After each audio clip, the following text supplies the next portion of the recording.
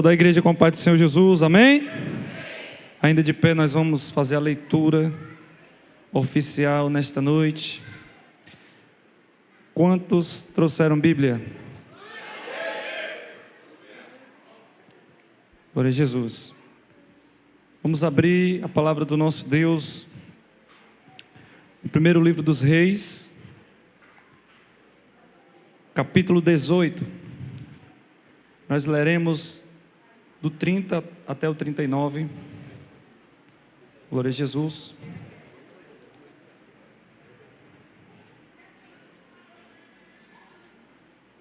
Quantos acharam? Glória a Deus, tem gente procurando ainda. Glória a Deus. Louvado e exaltado seja o nome do Senhor para sempre. Diz assim a palavra do nosso Deus. Primeiro livro dos Reis, capítulo 18, versículo 30, diz: Então Elias disse a todo o povo: Chegai-vos a mim. E todo o povo se chegou a ele, e reparou o altar do Senhor que estava quebrado. E Elias tomou 12 pedras, conforme o número das tribos dos filhos de Jacó, ao qual veio a palavra do Senhor dizendo: Israel será o teu nome. E com aquelas pedras edificou o altar em nome do Senhor Deus. Depois fez um rego em redor do altar, segundo a largura de 2 medidas de semente. Então armou a lenha e dividiu o bezerro em pedaços e o pôs sobre a lenha. E disse: Enchei de água 4 cântaros e derramai-a sobre o holocausto e sobre a lenha. E disse: Fazei-o segunda vez, e o fizeram segunda vez. E disse ainda: Fazei-o terceira vez, e o fizeram terceira vez. De maneira que a água corria ao redor do altar, e ainda até o rego encheu de água. 36. Sucedeu, pois, que oferecendo-se a oferta de manjares, o profeta Elias se chegou e disse: Ó Senhor Deus de Abraão, de Isaque e de Israel, manifeste-se hoje que tu és Deus em Israel, e que eu sou o teu servo, e que conforme a tua palavra fiz todas estas coisas. Responde-me, Senhor, responde-me, para que este povo conheça que tu, Senhor, és Deus, e que tu fizeste tornar o seu coração para trás. Então caiu fogo do céu, e consumiu o holocausto, e a lenha, e as pedras, e o pó, e ainda lambeu a água que estava no rego. O que vendo todo o povo, caiu sobre os seus rostos, e disse: Só o Senhor é Deus, só o Senhor é Deus. E com essa leitura eu saúdo a todos com a paz do Senhor Jesus. Você pode tomar o seu assento. Louvado seja Deus, já oramos. Glória a Jesus. E eu peço que você nos ajude em intercessão, para que possamos receber uma palavra rema nessa noite. Quem veio ouvir a voz de Deus? Mas eu queria ouvir da igreja mais uma vez. Você pode dizer assim: só o Senhor é Deus? Só o Senhor é Deus? Baal não é Deus coisa nenhuma, só o Senhor é Deus. Louvado seja o seu nome. Querida igreja do Senhor, nesse culto festivo, nesse memorial também, nosso culto do renovo, o Senhor nos traz uma palavra de animosidade nesse texto, né? Uma palavra, com certeza, uma das passagens mais emblemáticas da palavra de Deus. Quem de nós aqui já não ouviu um sermão, uma palavra, uma campanha da vitória nesse tema? Mas nós cremos, irmãos, que a palavra de Deus ela se renova, e de certo o Senhor ele falará conosco de uma forma diferente, de maneira extraordinária aos nossos corações. Quem crê assim? Glória a Jesus. Tomando o capítulo 18 aqui, irmãos, como pano de fundo dessa mensagem, nós vemos um povo, uma nação que estava enfrentando um período de escassez, que era uma escassez física em decorrência de uma escassez espiritual, porque o povo estava agora afastado de Deus, estava adorando ídolos. E aí a gente pega, irmãos, você pode, talvez alguém já está questionando esse tema, né? Quando o fogo de Deus cai, louvado seja o nome do Senhor. O que isso tem a ver? E o versículo que dá base a esse tema é o versículo de número 38, que eu queria reler novamente com vocês. Diz assim: então, vamos ler juntos. Então, caiu fogo, diga fogo. Segura aí. Normalmente não cai fogo, cai água. Normalmente nós sabemos que é comum e nós sabemos que é um ciclo vital cair água dos céus. Mas aqui caiu fogo. Diga assim: caiu fogo. Que mistério é esse, irmãos? Mas a necessidade do povo era água, porque eles estavam em escassez. Estavam em escassez hídrica. Era uma seca sem precedentes de 3 anos e meio. Só que, como eu disse, a escassez ela começou com cunho espiritual. E aí Deus, irmãos, viu a necessidade de mandar fogo antes da água. Quem pegou? Louvado seja o nome do Senhor. E aí nós vemos, irmãos, esse homem, o profeta Elias, esse vocacionado por Deus, para que, irmãos, fazer com que o nome do Senhor fosse, na verdade, reverberado por toda aquela nação, por toda Israel, aquele povo que estava cocheando entre 2 pensamentos, que ora adorava a Deus, que ora adorava Baal, e ficava, irmãos, nessas idas e vindas. E aí, queridos, amados irmãos, aquele povo, ele teve que gritar, irmãos, ele teve que, na verdade, exaltar em alto e bom som, que só o Senhor é Deus, que só existe um único Deus verdadeiro. E nós vemos, irmãos, na continuação da leitura desse capítulo de número 18, o profeta, irmãos, ele preparando esse momento aqui, o profeta, ele, na verdade, mostrando, irmãos, a necessidade. Diz lá no versículo 2, que ele manda ali, irmãos, o profeta, ele mostrasse ao rei Acabe, e a fome, ela era extrema. Louvado seja Deus. Em Samaria, Acabe chamou a Obadias, o mordomo. Obadias temia muito ao Senhor, porque sucedeu que, destruindo Jezabel, olha só, os profetas do Senhor, Obadias tomou 100 profetas. Quantos profetas? 100 profetas. Talvez seja o número de pessoas que tem aqui nessa noite. Cadê os profetas de Deus? Louvado seja o seu nome. Então ele pegou 100 profetas, de 50 em 50, e os escondeu em uma cova, e os sustentou a pão e água. E aí o texto continua, irmãos, e chega um momento que Elias manda aquele homem falar para Acabe, irmãos, que tinha encontrado o profeta, e ele diz: mas se eu sair daqui e for avisar, e quando eu voltar, se tu não tiver mais, o rei vai me matar.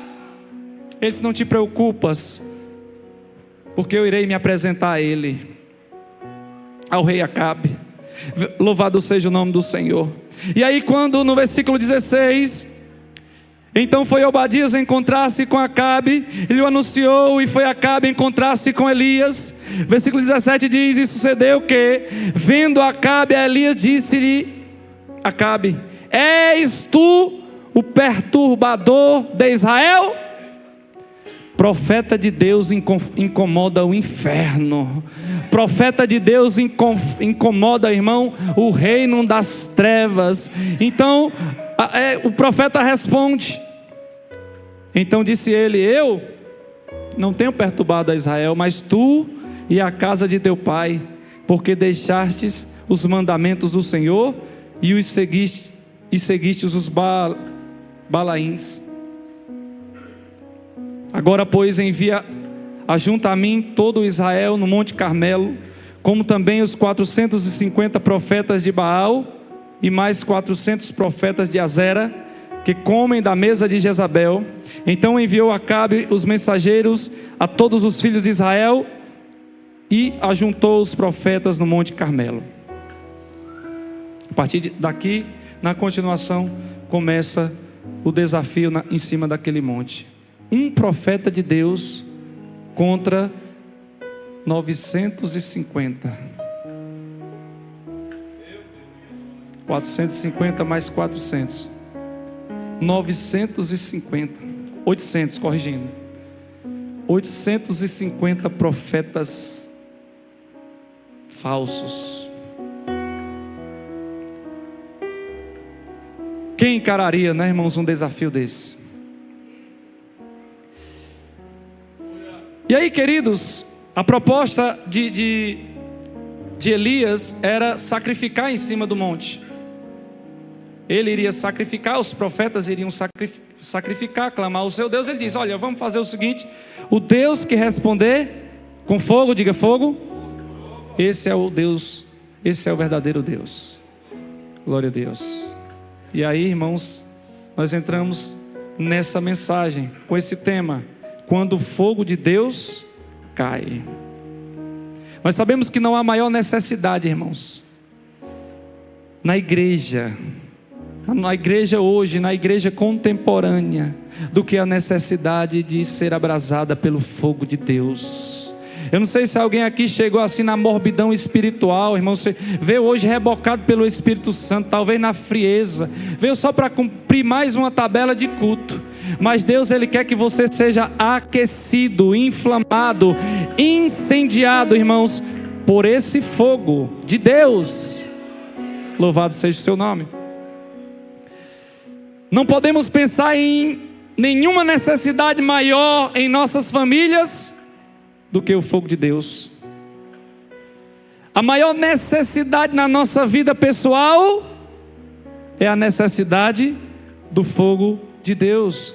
É o que nós podemos conferir nesse texto. Louvado seja o nome do Senhor. Enquanto isso, você glorifica o nome do Senhor.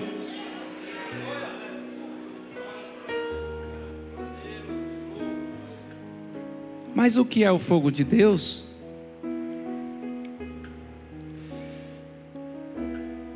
O que o fogo de Deus faz? Por que nós precisamos do fogo de Deus? E por que muitos de nós não temos o fogo de Deus? É em cima dessas 4 perguntas que eu gostaria de tecer, com a ajuda do Espírito Santo, esse sermão. O que é o fogo de Deus? Talvez muitos de nós aqui a gente tenha, irmãos, uma concepção equivocada do que é o fogo de Deus, né? Nós vamos aprender hoje. Louvado seja o seu nome. O fogo de Deus diz respeito à presença manifesta da glória do Deus Todo-Poderoso nas nossas vidas. O fogo de Deus é o poder sobrenatural de Deus na vida da igreja. Trata-se de adoração, irmãos, que é algo que vai muito além, que não é apenas uma boa música, que não é apenas um ajuntamento, que não é apenas, irmãos, um bom sermão. Não, é muito mais do que isso. Louvado seja o nome do Senhor. É mais do que apenas um culto comum. É mais, irmãos, do que, na verdade, algo rotineiro, aquilo que nós nos acostumamos a fazer. E aí, talvez alguém aqui já esteja no piloto automático. Você vem, talvez, muitas das vezes à igreja, irmãos, no piloto automático. Não, irmãos, a adoração ela tem que ser espontânea. Nós adoramos ao Rei, irmãos, espontaneamente, irmãos, sabe? E todo culto Deus, Ele manifesta a sua gloriosa presença de uma forma diferente na vida da igreja. Aí, irmão, não vai existir culto pesado, não vai existir culto morno, não vai existir culto frio. Por quê? Porque tu estás aquecido por esse fogo. Diz assim, irmão, recebe. Cutuca alguém que está do teu lado aí e diz: recebe. Eita Jesus, eu já estou sentindo a chama. Glória a Jesus. Louvado seja o nome do Senhor para sempre. Ah, meus amados irmãos, o fogo de Deus é a manifestação extraordinária do poder do Espírito Santo. Ah, irmãos, isso contagia toda a igreja. Irmãos, diz o ditado que aonde há a faísca, a fumaça, há fogo. Então quando começa o fogo a incendiar aqui no altar, irmãos, aí toda a igreja ela é contagiada. A palavra de Deus diz que o fogo arderá continuamente sobre o altar e não se apagará. Se tiver fogo no altar, irmãos, toda a igreja incendeia. Quem pegou? Oh, glória a Jesus. Em Êxodo 3, versículos 2 e 3, nós vemos Deus, o grande eu sou, se apresentando a Moisés, irmãos, em uma chama de fogo, em uma sarça ardendo em fogo. E apareceu-lhe o anjo do Senhor, aqui é a teofania, né, de Deus, em uma chama de fogo. Diga, chama de fogo.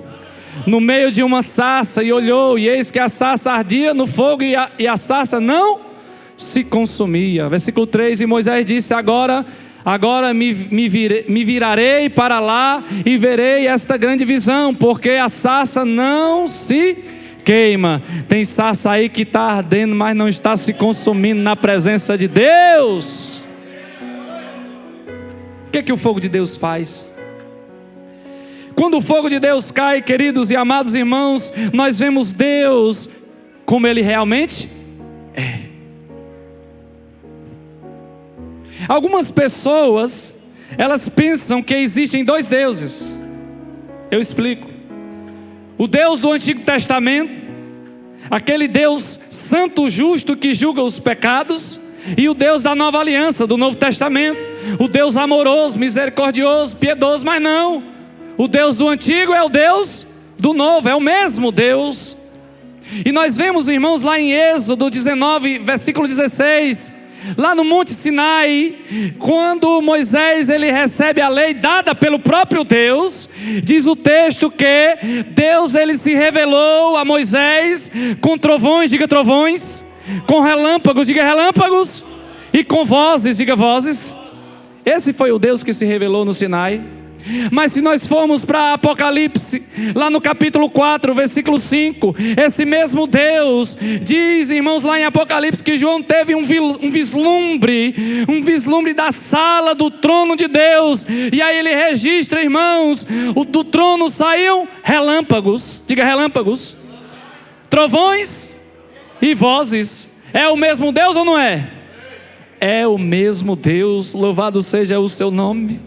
Ah, amados irmãos, aqui a única diferença na visão de João é que havia do lado do trono um cordeiro. Do lado do trono tinha um cordeiro que deu a sua vida para satisfazer a ira de um Deus santo, irmãos, contra os nossos pecados, irmãos. Por quê? Porque Deus é santo. Diga, Deus é santo. Louvado seja o nome do Senhor. Mas o nosso Deus, irmãos, Ele não é menos santo nem menos justo. Ele é o mesmo Deus santo, porque Ele é imutável. Deus, Ele não muda. Deus, Ele continua o mesmo. O padrão de Deus é imutável, irmãos. Pode mudar, a sociedade pode se modernizar, irmãos, pode se contemporaneizar, mas Deus continua o mesmo Deus. Amém? Nem é Ele menos um Deus de ira e do julgamento contra aqueles que rejeitam o plano de salvação dEle.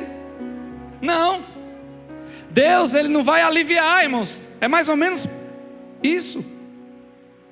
Deus, Ele não irá aliviar. Ele vai continuar sendo justo. Diga, Deus é justo. Diga, Deus é justo. E quando Deus Ele se manifesta, preste bem atenção nisso daqui, ó. Quando Deus Ele se manifesta a alguém, saiba que a melhor posição que o homem deve estar, irmãos, é com o rosto no pó.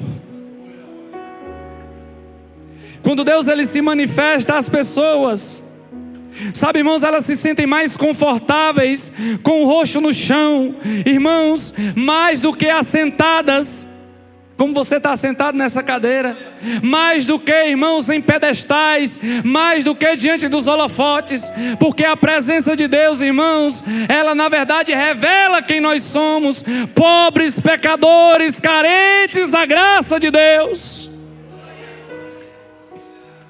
E aí, irmão, nós vamos ao pó. Por quê? Porque o lugar mais alto que nós podemos nos encontrar é aos pés do Senhor, é humilhados, irmãos, é prostrados, é nos derramando aos pés do Deus Todo-Poderoso. Louvado seja o seu nome. Isso fala de humilhação.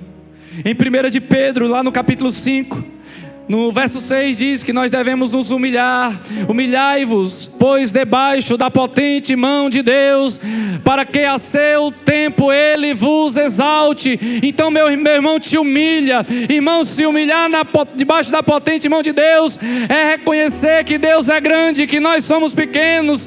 É reconhecer, irmãos, a nossa posição na presença dEle. Tem muita gente querendo, irmão, se exaltar, querendo ser estrela. Ei, meu amado irmão, a estrela é Jesus Cristo. Ele é a resplandecente estrela da manhã. Jesus é a estrela que deve brilhar na nossa vida. Então te humilha. Quando o fogo de Deus cai, ele consome tudo que é profano, tudo que é terrestre, tudo que é temporal. Por quê? Porque o fogo de Deus purifica, limpa, derrete, devora. O autor aos Hebreus, lá no capítulo de número 12, versículo 29, ele nos diz: porque o nosso Deus é um fogo consumidor. Também o profeta Malaquias, capítulo 3, versículo 2 diz: porque Ele, Deus, é como o fogo do ourives, que traz à superfície, traz à tona as impurezas e as expõe. Quer dizer que o pecado, irmãos, ele é julgado e tratado exaustivamente no fogo de Deus. Até o ouro, irmãos, o metal nobre, ele precisa passar pela prova do fogo, quanto mais o barro. Mas eu quero te dizer algo da parte de Deus. Quando o ouro é colocado no fogo, ele derrete. Mas o barro, quando ele passa pelo fogo, ele se enrijece, ele endurece. Por quê? Porque nós, irmãos, estamos realmente aptos, preparados para passar pela prova de fogo. Tem o tempo. Tem o tempo do molde, tem o tempo das mãos do oleiro estar por dentro e por fora, moldando. Depois tem o tempo do descanso, depois tem o tempo do fogo. Tudo é um processo de Deus nas nossas vidas. E nós devemos nos submeter a este processo. É isso que o fogo de Deus faz? Só coisa boa nas nossas vidas. Quem quer desse fogo? Irmão, nós estamos precisando assim de freneticamente, irmão, de buscar por mais fogo de Deus, poder pentecostal, irmãos. Poder pentecostal, irmãos, não é barulho, não é oba-oba, irmãos, é a gente amar almas, é a gente amar as vidas, é a gente ir aí fora e a gente resgatar aquelas almas que estão presas, irmãos, e arrebatá-las das mãos do adversário.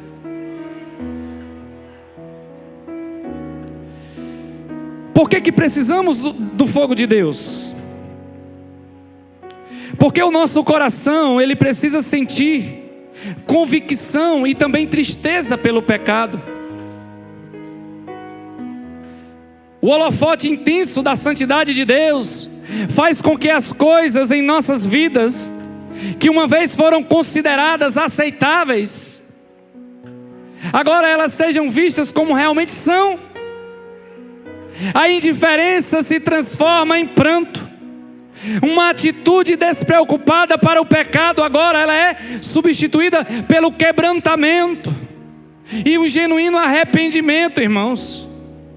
Por quê? Porque nós somos confrontados Como nos diz lá em Joel, capítulo 2, versículo 3, Deus pede ali aos líderes, aos sacerdotes. Olha o que ele diz: diante dele um fogo consome, e atrás dele uma chama abrasa. A terra diante dele é como o jardim no Éden, mas atrás dele um desolado deserto. Sim, nada lhe escapará. Bota o versículo 13. Aí Deus diz: rasgai o vosso coração e não as vossas vestes, e convertei-vos ao Senhor vosso Deus, porque Ele é misericordioso, Ele é compassivo, Ele é tardio em irar-se e grande em beneficência, e se arrepende do mal. Mas Deus diz assim, ó: se humilha. Ele diz: rasguem o coração na presença de Deus. Ele diz: se vistam de pano, de saco, de cinza. Isso é humilhação na presença do Eterno. É tempo de nós nos humilharmos na presença do Deus Todo-Poderoso. Por que nós precisamos do fogo de Deus? Porque o esforço, irmãos, e as obras dos crentes, elas precisam ser provadas, elas precisam ser testadas. Sabe, irmãos, muito do que parece ser atividade espiritual é exposta, sabe como o quê? Nada mais como madeira, feno e palha. 1 Coríntios 3, versículo 13. Fogo estranho, quem já ouviu esse termo? 1 Coríntios 3,13. Os nossos métodos tradicionais, os nossos programas, eles devem render-se ao seu senhorio. O Espírito Santo assume o controle, irmãos, e Ele vai trazer o poder, Ele vai trazer a pureza, Ele vai trazer a realidade, Ele vai trazer a vida. Louvado seja o nome do Senhor. Olha o que diz o texto: a obra de cada um se manifestará. Na verdade, o dia a declarará, porque pelo fogo será descoberta, vai ser exposta, e o fogo provará qual seja a obra de cada um. As obras serão provadas. É por isso que nós precisamos desse fogo. Eu reconheço, irmãos, eu preciso. Quem precisa? Mas por que muitos de nós, irmãos, a gente não tem? Vocês sabiam, irmãos, que a estatística de crentes que estão na morbidão, sabe, no morno espiritual, ela é alarmante. Em muitos casos nós achamos que não precisamos de fogo, né? Não sei para que esse negócio, né? Tem uns crentes que falam. Não sei para que esse negócio de línguas, né? De Espírito Santo, não é verdade?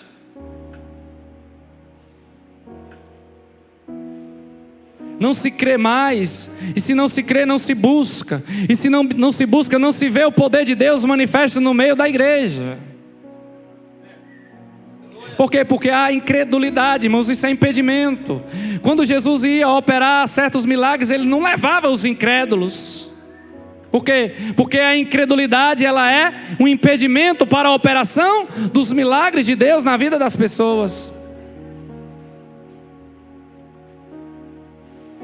Às vezes nós estamos contentes, sabe? Contentes, irmãos, em viver sem o fogo. Tá bom no frio, tá bom no morno, né, irmãos? Mas Jesus diz, irmãos, em Apocalipse, querido, quem dera fosses frio ou quente, mas como estás morno, eu estou a ponto de vomitar você da minha boca.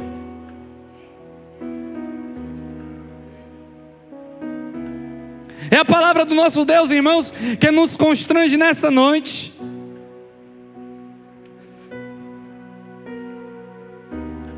Talvez alguém aqui receba essa palavra, e talvez outros vão continuar indiferentes, na mesmice. Mas se Deus Ele nos trouxe aqui hoje, irmãos, para trazer essa palavra, é porque Ele vai afetar o coração de alguém na igreja.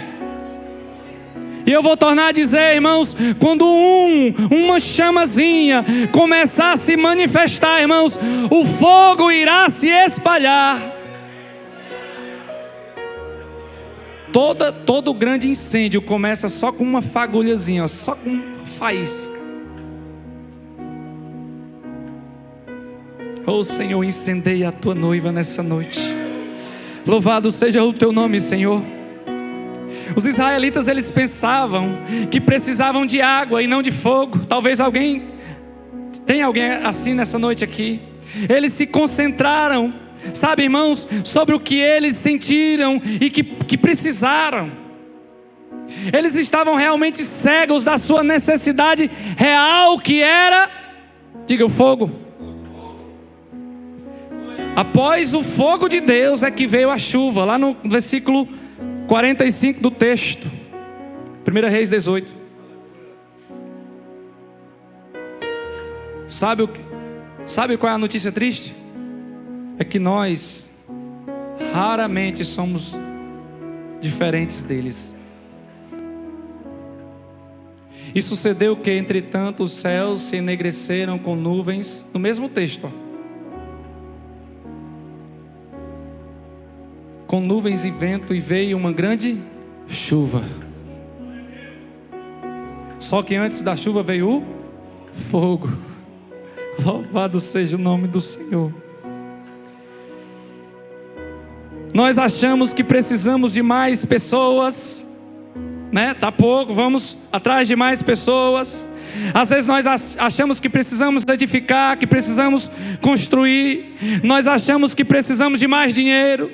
Nós achamos que precisamos de mais disso. Nós achamos que precisamos de mais daquilo.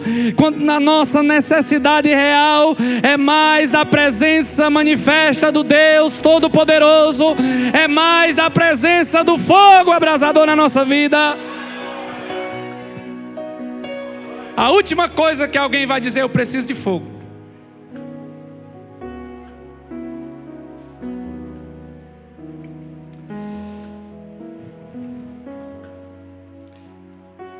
Nós não temos o fogo de Deus, sabe por quê? Porque muitas das vezes nós somos incrédulos.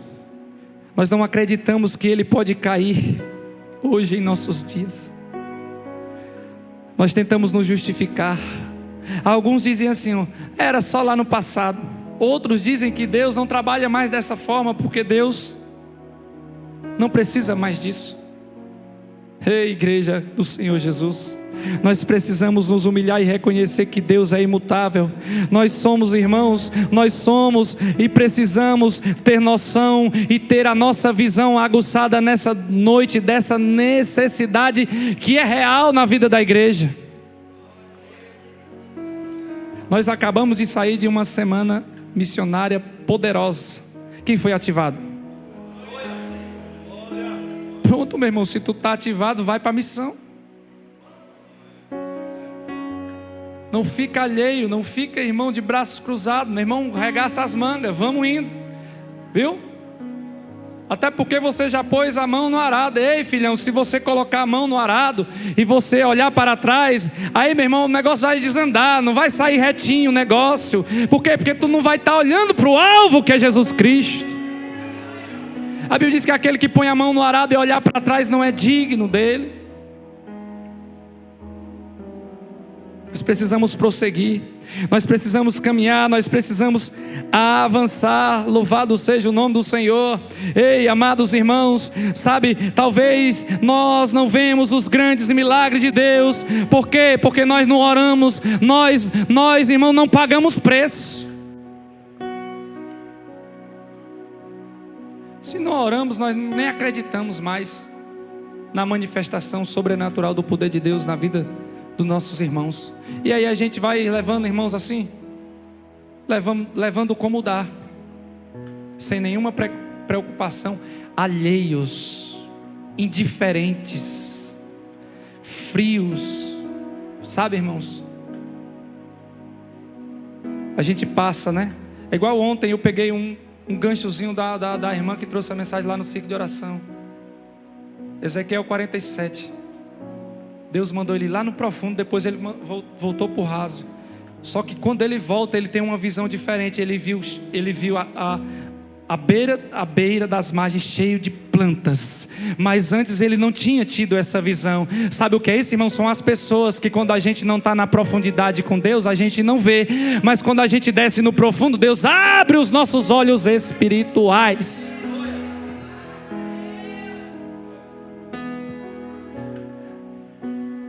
Continuando. Nós não temos o fogo de Deus porque muitas das vezes, irmãos, estamos incrédulos e alheios a Ele. Não acreditamos que Deus ele pode fazer, irmãos, da mesma forma ou até mais, com maior intensidade do que Ele fez antes. Porque o Senhor deixou escrito que nós iríamos fazer obras maiores do que aquelas. Amém? Obras maiores farás, porque eu vou para o Pai, louvado seja Deus.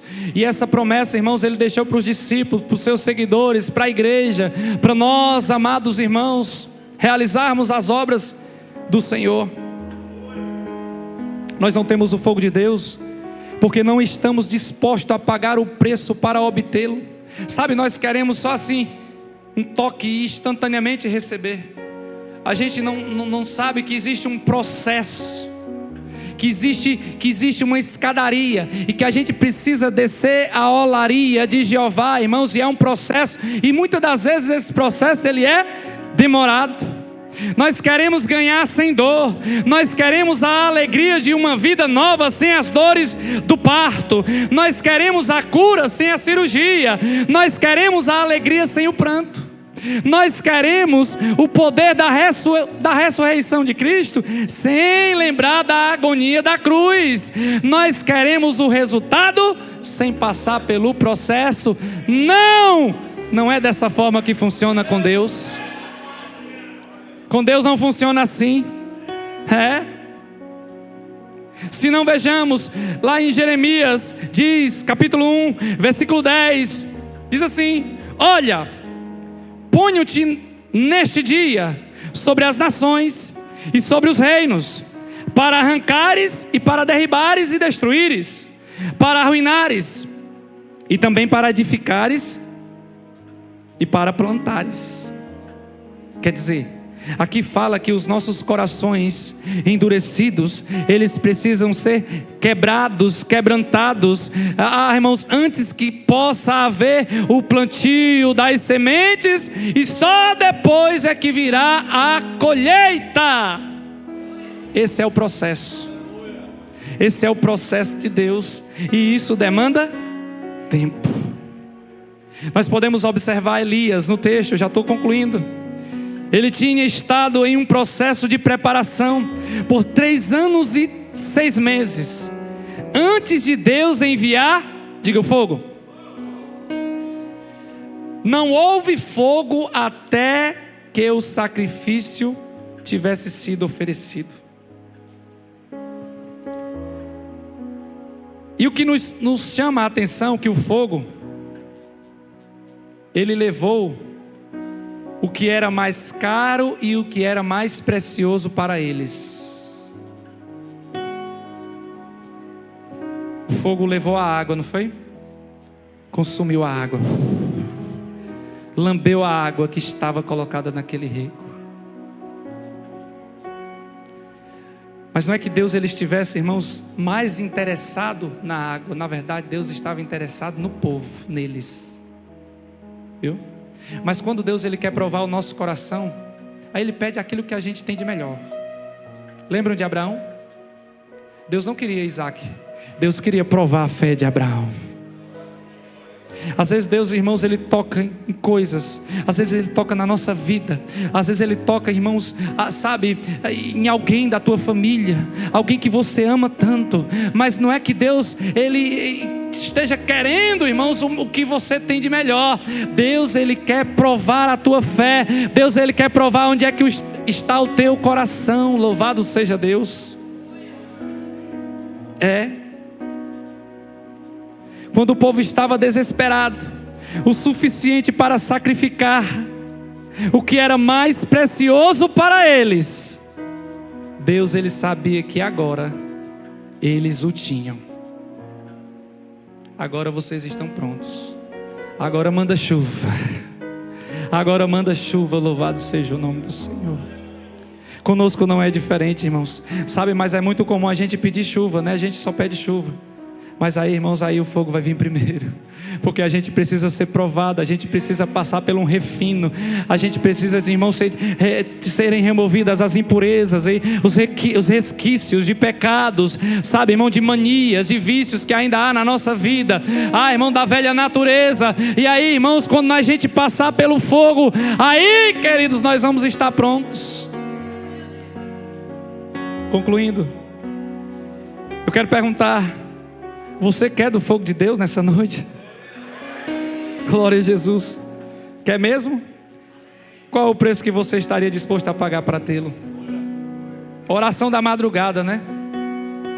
Eita Jesus, cedo demais. Mas não é um preço? É só um exemplo, viu, irmãos? Eu falo oração da madrugada, mas até o ciclo de oração tem crente que não vem, que é à noite e está em casa. Que eu estou citando exemplos. Que preço nós estamos dispostos a pagar para tê-lo? Irmãos, eu não sei exatamente qual o sacrifício que Deus ele quer exigir de nós hoje. Mas o que Ele pede, irmãos, em última instância, somos nós mesmos, irmãos. Deus, Ele quer eu e vocês. É o sacrifício de Deus no seu altar. É o sacrifício vivo, santo e agradável a Deus. Somos nós. Você está disposto a fazer? Aliás, você está disposto a ser esse sacrifício? Você nunca alivia a carga, a menos que primeiro você sinta a pressão do fogo de Deus em sua própria alma. Você nunca será usado por Deus para levar a bênção, até que Deus abra os seus olhos e lhe faça ver o fogo da sua presença. Deus, Ele está abrindo a tua visão nessa noite. Queridos, levanta a tua mão, receba a disposição, receba a animosidade, receba a unção do alto. O fogo abrasador nessa noite incendeia o teu coração. O Senhor inflama as tuas motivações. O Senhor está inflamando, o Senhor está incendiando a tua vida. Deus é fogo consumidor. Receba esta palavra em o nome de Jesus. Glória a Deus.